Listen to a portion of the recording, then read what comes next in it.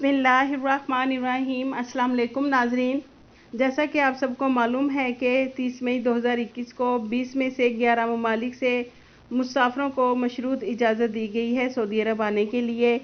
इन 11 ममालिक मुसाफरों को इस शर्त पर आने की इजाज़त दी गई है कि उन्होंने मुमलिकत में मंजूर शुदा 4 कोरोना वैक्सीन में से कोई एक लगवाई हो। वैक्सीन की पहली डोज लेने के बाद कम से कम 14 दिन का अरसा गुजर चुका हो।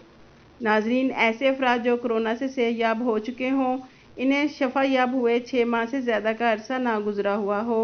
ऐसे मुसाफिर जिन्होंने वैक्सीन नहीं लगवाई तो इनके लिए लाजमी होगा कि वो अपने खर्च पर होटल क्वारंटीन करेंगे और 7वें दिन PCR टेस्ट कराएंगे।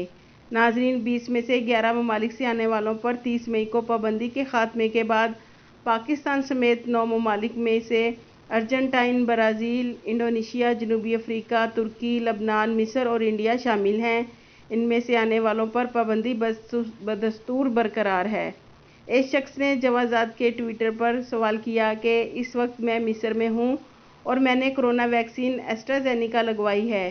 क्या मैं 14 दिन बहरीन में क़याम के बाद मुमलिकत आ सकता हूँ और मुमलिकत आने के बाद मुझे लाजमी क्वारंटाइन करना होगा? जवाजात ने इसके सवाल में जवाब दिया कि वाज़िया तौर पर कहा गया है किसी भी शख्स के लिए सऊदी अरब आने के लिए लाजमी है कि वह मुमलिकत आमद से कम 14 दिन कबल उन ममालिक अर्जेंटाइन, ब्राज़ील, इंडोनेशिया, जनूबी अफ्रीका, पाकिस्तान, तुर्की, लबनान, मिस्र और इंडिया में ना गया हो।